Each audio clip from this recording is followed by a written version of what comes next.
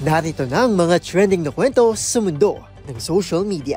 Epic fail ng mag-partner sa nauusong running challenge, kinatuwaan online. Gentleman gesture ng isang estudyante sa trip to Jerusalem nagpakilig sa netizens. Pagrampa ng mga umunay performative male students sa isang universidad, kinaaliwan sa social media. Mga opisyal ng DOTR, ipinag-utos na mag-commute isang beses kada linggo. Aso na may mukha na parang tao, viral. Lalaking bulag ng higit 20 taon, muling nakakita dahil sa isinagawang tooth and eye surgery. At sa trending showbiz balita, Electric Fan Music Festival ng Eraserheads hindi tuloy sa Oktubre, iniurong sa 2026. Woozi at Hoshi ng 17, nag-enlist na sa mandatory military service.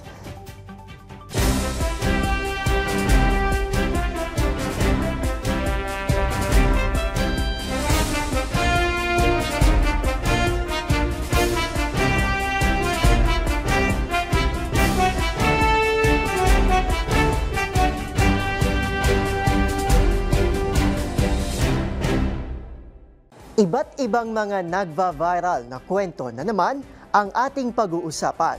Mga trending sa social media na tiyak hindi lang nakakaaliw, kundi maring kapulutan din ng aral at kung minsan ay makabagbag damdamin din. Kasama buong pwersa na DZRH TV, ito ang TNVS, Trending and Viral Show, nakahandang kumpletuhin ang buong kwento. Masaya, malungkot o isyong pambayan man yan, sagot na namin ng inyong tanghalian. Ako po ang inyong lingkod, Arnold Herrera ng DZRH TV, una sa Pilipinas, una sa Pilipino.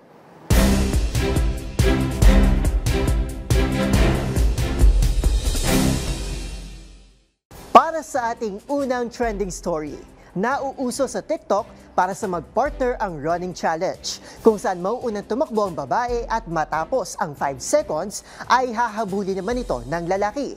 Sinubukan niyang gawin ng isang couple na kinuhanan sa Albay. Ngunit ang sanay may halong tuwa at kilig ay napuno na lamang ng katawaan nang madulas ang lalaki sa video. Ang trend gone wrong ng dalawa, panoorin sa report ni Dustin Bayog.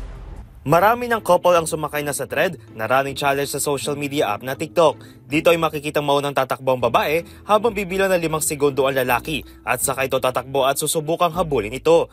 Ito ang sinubukang gawin ng isang mag-couple kung saan ang setting ay sa likod lang naman ng kilalang bulkang Mayon. Pero ang inaasang successful challenge ay nagresulta sa katuwaan. Ito ay nang madulas ang lalaki habang hinahabol ang kanyang partner. Ang video na yan na may username na Chimshini ay umabot nga ng higit 655,000 views sa social media app na TikTok. Sa comment section naman, tiniyak ng babae na walang nasaktan sa kanilang trend gone wrong challenge sa kanilang selfie together. Para sa DZRH TV, ito si Dustin Bayog.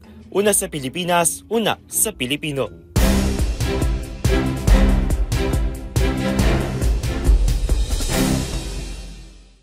Para sa ating next viral story, nagpakilig sa social media ang viral na video ng dalawang estudyante sa larong Trip to Jerusalem, kung saan makikita ang isang lalaki na pinaupo ang kaklasing babae sa halip na siya ang umupo. Sama-sama tayong kiligi sa malawat-pad scene sa trending report ni Mili Borja. Nag-viral ang isang video ng dalawang estudyante na ito na naglaro ng Trip to Jerusalem. Matapos ipakita ng isang lalaking mag-aaral ang kanyang gentleman gesture na nagpakilig sa mga netizen. Sa video na in-upload sa TikTok, makikitang hinawakan ng estudyante ang upuan habang hinahablot din ang braso ng kaklasing babae upang ipaupo ito sa halip na siyang umupo.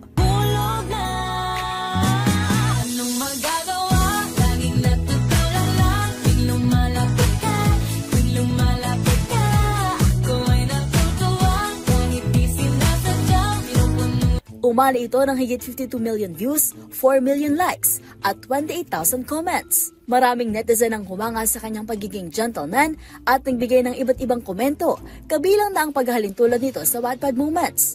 May mga nakakatuwa at pabirong reaction din na nagpahiwatig ng selos sa chemistry ng dalawang estudyante. Ang Trip to Jerusalem o musical chairs ay isang elimination game kung saan umiikot ang mga manlalaro habang tumutugtog ang musika at dapat makaupo sa oras na himinto ito. Bawat ikot ay nababawasan ng upuan hanggang may maiwang isang nananalo. Para sa DZRH TV, ito si Mili Borja, una sa Pilipinas, una sa Pilipino.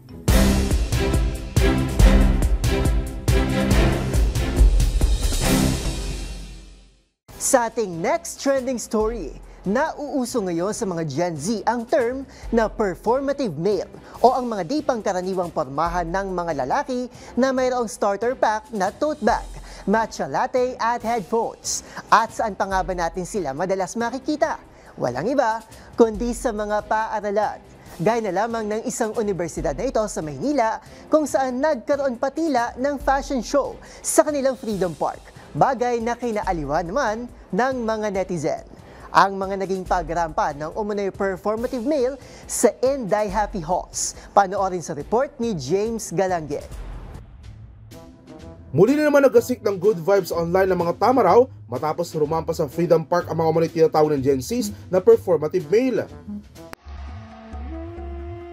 The tiger, iconic symbol of the wild, and an apex predator that we fear and admire. Ang performative male ay mga di pangkaraniwang pormahan ng mga lalaki na mayroong starter pack ng tote bag, matcha latte at headphones na anilay plus points para madaling mapansin ng kanilang mga crush. Sa isang video, makikitang tila fashion show ang naging peg ng mga tamaraw kung saan ang iba'y tumambling pa, bagay na kinaaliwan naman ng kanilang mga fellow students.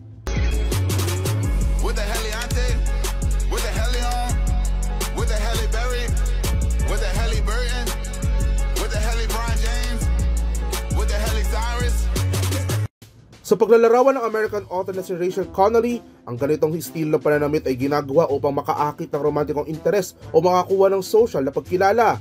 Ipinapakita nito ang mga progresibong paniniwala gaya ng feminism, hindi dahil sa tunay na paniniwala kundi para magustuhan ng mga progresibong babae, kaya nagkakaroon ng isang curated o piniling imahe at hindi ng tunay na pagkatao. Samantala, aliw naman ng mga netizen na anilay nakarating na sa Inday Happy Halls ang bagong epidemya. Matatandang noong nakaraang taon, maraming fashion na rin ang nauso sa mga Gen Z gaya ng Y2K, bubble skirts at marami pang iba. Sa pagtaya naman ng kilalang trend forecaster na si Lidwidge Edelcourt, mayroon umanong 20-year rule kung saan mayroong 10 cycle ang mga tao kung saan dati na pala itong nauso at bigla-bigla na lang din babalik base sa magiging hilig ng masa. Para sa DZRH TV, ito si James Galangue, una sa Pilipinas, una sa Pilipino.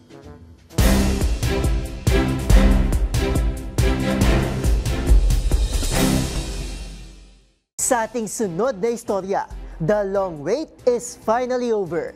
Ang matagal ng panawagan ng publiko tinupad na ng Department of Transportation.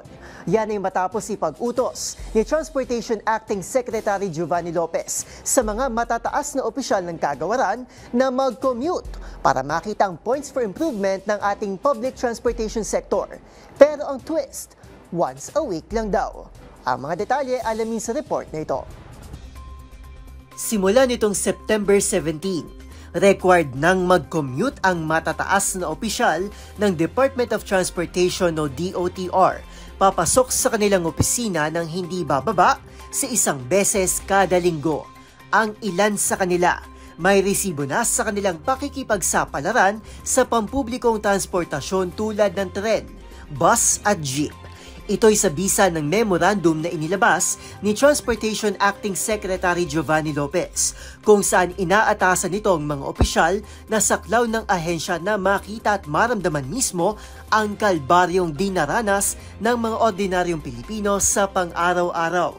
Kabilang sa mga pinangalanan ng kalihim ang Undersecretary at Assistant Secretary for Road Transport and Non-Infrastructure, Undersecretary at Director for Road Transport and Infrastructure, Undersecretary at Assistant Secretary for Railways, Chairman, Assistant Secretary, Executive at Regional Directors ng Land Transportation Office at LTFRB.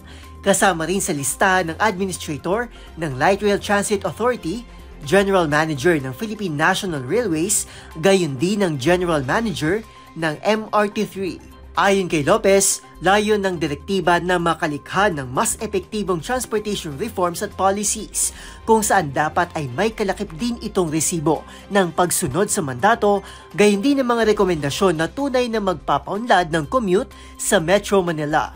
Lunes, 2 araw bago ilabas ang direktiba, inamin ni Lopez na sinubukan daw nitong mag-commute papasok ng opisina at ito ang kanyang naging moment of realization. Aniya, mistulang war zone o literal na digmaan ang pakikipagsapalaran ng mga commuter dahil sa kawalan ng maayos na sistema. Kaya panahon na raw para itigil ang pambobola at simulan na ang tunay na pagbabago. Suportado rin ng palasyo ang inisyatibang ito, lalo't maganda naman umano ang hangarin sa likod ng direktiba ni Lopez. Bagamat maganda ang hangarin, hinamon pa rin ng ibang netizen ang mga opisyal na wag lang basta magpapogi sa kamera at talagang makipagbalyahan sa kasagsagan ng matinding rush hour. Para sa DZRH TV, ito si Arnold Herrera. Una sa Pilipinas, una sa Pilipino.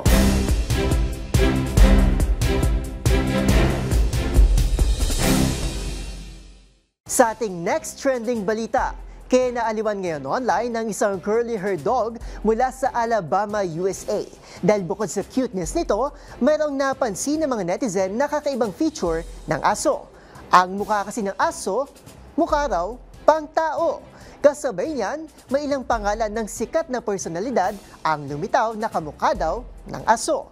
Kung sino-sino yan, panoorin sa report ni Rose Babiera. Isang aso na naman ang kinakaaliwan ngayon online ng mga netizen, hindi dahil sa cuteness nito o sa mga tricks at kakulitan, kundi dahil may feature ang aso na mukhang tao. At yan ay walang iba kundi ang curly-haired dog na si Max, isang rescue dog mula sa Alabama, USA. Si Max ay isang 5-year-old mixed breed dog ng 10 iba-ibang breed. Ang mga feature nito katulad ng malaking mata, nakangusong bibig, at tila sa lubong na kilay ay ilan lamang sa mga katangian nito na inihahalin tulad ng marami sa isang tao. Marami rin ang nakapansin na tila nakasimangot at nagrereklamo ang mukha nito na para nga namang tao. Pero depensa ng kanyang fur mom, hindi naman daw stress o depressed si Max. Sa katunayan, madalas itong nilalaro ng kanyang mga anak. Pero sadyang laging gutom lamang ang aso kaya mukha itong nagrereklamo. At ang moment na ito, talaga namang hindi rin pinalampas ng mga netizen na panaytag sa kanilang mga kakilala na kamukha raw ni Max. May ilang pangalan din ng sikat na personalidad ang lumitaw na kamukha raw ng aso. Isa na nga riyan ang Hollywood actor na si Will Ferrell. Habang ang isa, sinabi namang parang kapatid daw ito ni Seth Rogen, isang sikat na Canadian comedian. At marami naman ang nagsabi na kamukha raw ito ni John Reilly, na isa ring American actor. Para sa DZRH TV, ito si Rose Babiera. Una sa Pilipinas, una sa Pilipino.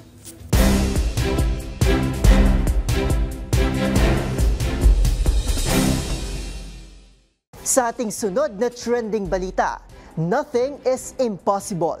Ito na lamang ang tila nasabi ng isang lalaki na ito sa bansang Canada. Sa loob kasi ng higit 2 dekada na hindi ito nakakakita dahil sa isang karamdaman, ay muling nanumbalik ang kanyang paningin dahil sa isinagawang rare tooth and eye surgery. Muli kasi itong nakakita dahil sa kanyang ngipin. Ang mga detalye sa balitang yan, panoorin sa report ni Rovic Manuel. Isang 34-year-old na lalaki sa Canada ang muling nakakita mula sa pagkakabulag ng higit sa 2 dekada matapos siyang sumailalim sa isang rare at komplikadong tooth and eye surgery. Sa madaling salita, dahil sa ngipin mismo ng pasyente ay muling naibalik ang kanyang paningin. Kinilala ang lalaki na yan na si Brent Chapman, residente ng North Vancouver, Canada, na nawalan ng paningin noong siya ay 13 taong gulang. Nakaranas kasi ito ng isang extreme rare allergic reaction mula sa ibuprofen na kilala sa tawag na Stevens-Johnson syndrome. Dahil dito, parehong mata niya ang nabulag at higit 20 taon na naghahanap ng lunas na maibalik ang kanyang paningin. Hanggang sa nakilala niya si Dr. Greg Maloney, isang ophthalmologist sa Providence Healthcare's Mount St. Joseph Hospital sa Vancouver. Inirekomenda nito na sumailalim si Brent sa tinatawag na tooth and eye surgery. Na-develop ito noong 1960s at nasubukan pa lang sa iilang mga pasyente sa mundo dahil itinuturing ito na last option surgery sa mga taong may severe blindness. Sa operasyon ito, kailangan na hilahin ng ngipin ng isang pasyente. I-flat ito pagkatapos ay bubutasin gamit ang drill at papasukan ng isang prosthetic lens patungo sa mata ng pasyente. Ayon sa doktor, ngipin ang ginamit upang maging support sa artificial cornea at ginagawa lang ito sa mga pasyenteng healthy ang likod ng mata. Karamihan umano ng pasyenteng sumailalim dito ang hindi makapaniwala na posible itong mangyari tulad na lang rin ng naranasan ni Brent. Ayon kay Brent, akala niya ay imposible at sobrang mangha siya na muli siyang makakakita dahil sa naturang operasyon. Kwento ni Brent, sa pagmulat niya ay naging emosyonal agad sila ni Dr. Maloney nang nagkaroon sila ng kauna-unahang eye contact. Nagsimula ang gamutan ni Brent nitong Pebrero, sinundan naman itong second surgery ng June at matapos ang surgery at full recovery ay nag-improve sa 20/40 o 20/30 ang vision ng mata ni Brent. Para sa DZRH TV, ito si Rovic Manuel, una sa Pilipinas, una sa Pilipino.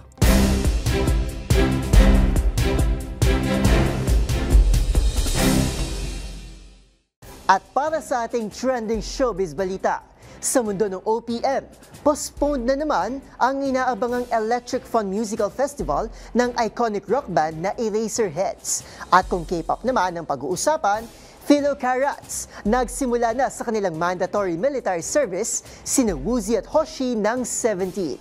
Ang dahilan kung bakit ipinagpaliban ang music fest ng E-Heads at pagpasok sa army ng K-Idols, sa report ni Showbiz Angel.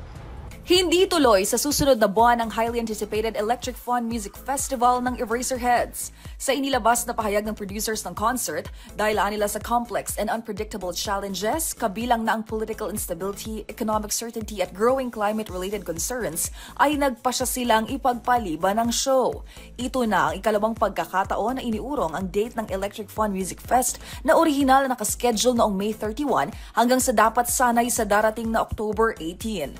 Kasabay niyan, humingi sila ng paumanhin sa fans at tiniyak ang full refunds para sa lahat ng ticket holders. Target ng producers na matuloy ang Electric Fun Music Festival sa unang quarter ng susunod na taon. Samantala, sa mundo naman ng K-pop, come back safely. Yan ang mensahe ng Carats matapos ang magkasunod na pagpasok sa military ng 17 members na sina Woozi at Hoshi. Ang dalawa sasailalim muna sa basic military training bago sumabak sa pagiging active duty soldier sa loob ng 18 buwan. Dahil dito, 4 na sa 13 members ng Maestro Hitmakers ang nag-enlist sa military. Una si Jongha noong nakaraang taon na sinundan ni Wonu nito lang Abril. Marso, taong 2027, inaasahang madi-discharge sa kanilang mandatory military service sina Woozi at Hoshi. Magunita na nitong September 13 and 14, nag-kick off ang new world tour ng grupo sa Incheon, South Korea. Para sa DZRH TV, ito po ang Showbiz Angel, una sa Pilipinas, una sa Pilipino.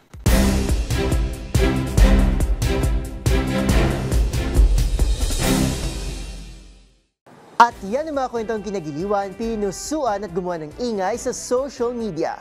Kung meron din kayo mga katulad na istorya, ay i-share nyo na yan sa ating comment section o di naman kaya itag nyo kami sa TikTok at DZRH News. Maraming salamat po sa inyong patuloy na pagtangkilik sa ating programa.